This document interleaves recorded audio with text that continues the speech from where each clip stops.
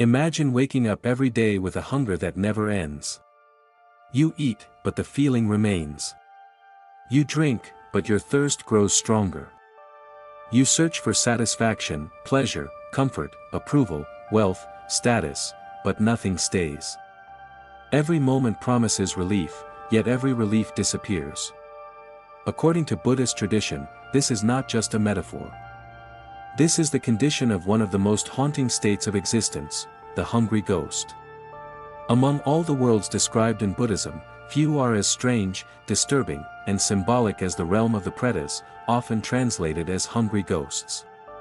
They are neither fully alive nor fully dead in the way people usually imagine.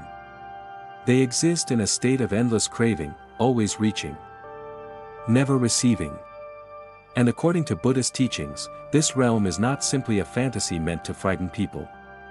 It is a reflection of something much closer than most realize. When people think about Buddhism, they often imagine peaceful monks, meditation, compassion, and enlightenment. But ancient Buddhist teachings also describe multiple forms of existence shaped by karma and states of mind. Among these realms are heavens, hells, the human world, the animal world, and the realm of hungry ghosts. The Buddha did not present these teachings merely as entertainment or mythology. He used them to explain how desire shapes experience and how suffering appears in countless forms. The Sanskrit word preta literally means something like departed one or gone forth. But over time it came to refer to beings tormented by intense hunger and thirst. Traditional Buddhist imagery often depicts hungry ghosts with enormous swollen stomachs and tiny narrow throats. Their bodies represent contradiction. Their desire is infinite, but their ability to satisfy it is almost non-existent. In many depictions, when they finally find food, it transforms into ash before entering their mouths. Water turns into fire. Rich meals become rotten. To modern ears this may sound symbolic rather than literal. But whether interpreted literally or psychologically, the message remains powerful. The Buddha repeatedly taught that craving is one of the roots of suffering. People often misunderstand desire in Buddhism. Buddhism does not teach that every wish or preference is wrong. The problem is not wanting things. The problem is becoming trapped by wanting. The hungry ghost realm shows what happens when wanting becomes identity. Imagine a person who spends years chasing money. They believe that once they reach a certain number in their bank account, they will finally feel secure. They arrive at the number and discover they want more. Another person wants admiration. They collect attention, followers, praise, but each moment fades quickly. Another wants relationships but becomes unable to enjoy them because they constantly fear losing them. Another endlessly scrolls, consumes, buys, watches, compares. Different objects. Same hunger. The Buddha looked at this cycle and saw something deeper than ordinary dissatisfaction. He saw beings trapped in endless becoming. There is a famous story found in Buddhist tradition about a monk who encountered hungry ghosts. These beings appeared invisible to ordinary people but visible under certain conditions. Some wandered barren landscapes searching for scraps. Some stood beside rivers they could never drink from. Some approached homes where food existed but could never taste it. The stories vary across traditions, but their emotional tone remains the same: closeness to fulfillment and total inability to receive it. That detail matters. Hungry ghosts are not beings with nothing. They are beings who cannot enjoy what they have. This distinction transforms the teaching. The Buddha often pointed out that suffering does not come only from absence. Sometimes suffering comes from attachment itself. This is why the imagery is so unforgettable. Huge stomach. Tiny throat. Infinite desire. No satisfaction. Many Buddhist teachers later explained that people enter this realm through karma connected to greed, obsession, jealousy, possessiveness, addiction, and compulsive attachment. Again, this should not be understood simplistically. Buddhism does not say that wanting success automatically turns someone into a hungry ghost. The question is, does desire serve wisdom, or does desire consume your life? Do you possess things, or do things possess you? Traditional texts describe many forms of hungry ghosts. Some suffer from physical hunger. Some suffer from unbearable thirst. Some obsess over particular objects. Some are consumed by regret. Some remain attached to places they once lived. Some cling to wealth they can no longer use. There are stories of ghosts guarding treasure they cannot spend. Imagine that. Having access to abundance and still living in poverty, this image appears again and again because Buddhism sees greed as strange. The more greed grows, the less capable someone becomes of enjoyment. One of the Buddha's most radical insights was that suffering is not solved by feeding craving forever. It is solved by understanding craving. This changes everything. Most people approach dissatisfaction by saying, "I feel empty. Therefore I need more." Buddhist teaching asks a different question: who is the one demanding more? What exactly is lacking?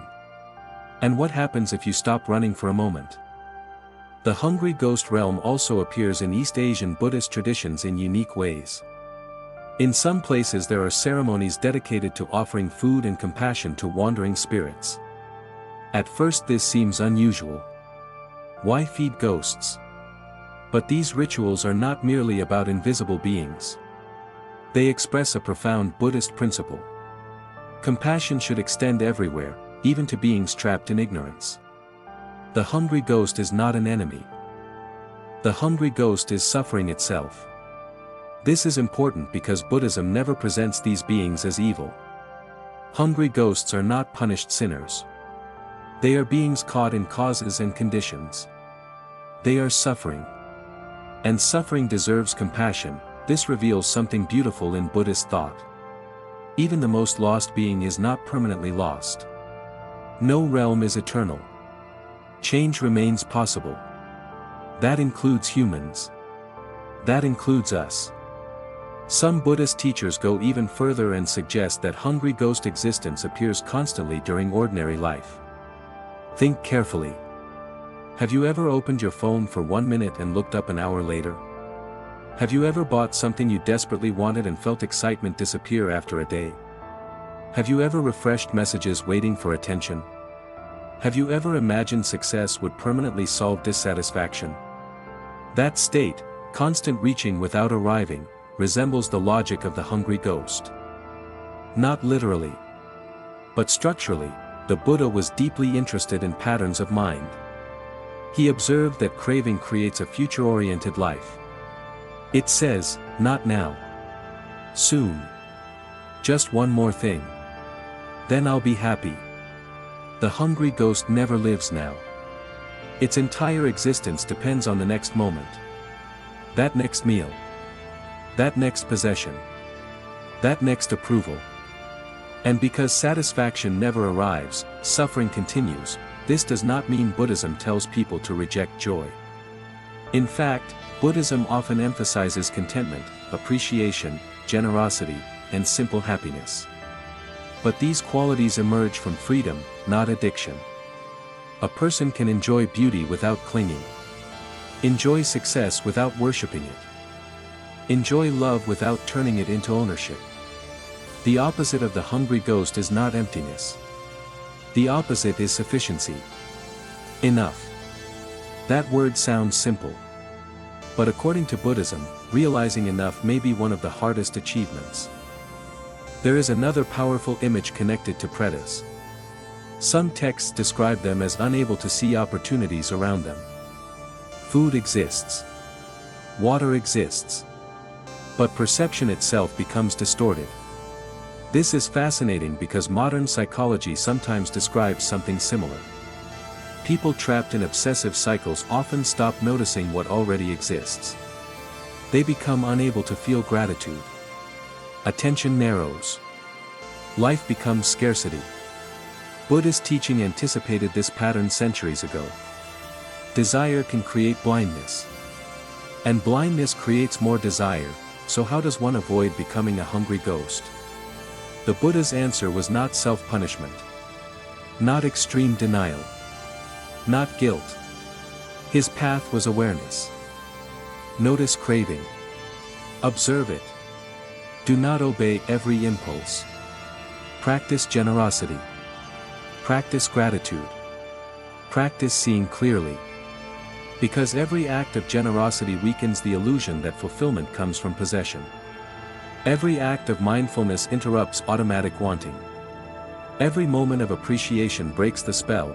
There is a famous Buddhist reflection: health is the greatest gift. Contentment is the greatest wealth. Trust is the greatest relationship. Freedom is the greatest happiness. These values point in the opposite direction of hungry ghost existence. The hungry ghost says, more. The Buddha says, see. The hungry ghost says, I lack. The Buddha says, understand. The hungry ghost says, tomorrow. The Buddha says, this moment. Whether one believes hungry ghosts literally exist as invisible beings or understands them as symbolic teachings, the lesson remains remarkably relevant. Modern civilization has created endless opportunities for consumption. Infinite videos. Infinite products. Infinite comparison. Infinite distraction. Yet people often report more restlessness than ever. That does not mean technology is the enemy. It means the ancient question remains alive: how much is enough? The Buddha's teaching about hungry ghosts does not ask people to fear desire. It asks people to examine it. Because hidden inside endless hunger is a quiet assumption that something outside will complete us. But Buddhism points in another direction. Peace does not appear because craving finally wins. Peace appears because craving is understood. And perhaps that is why the image of the hungry ghost still survives after thousands of years. Not because people fear monsters, but because people recognize themselves. The swollen stomach. The narrow throat. The endless reaching. And somewhere inside that uncomfortable recognition is also hope. Because if suffering can be understood, it can be transformed. And if craving can be seen clearly, the ghost begins to disappear.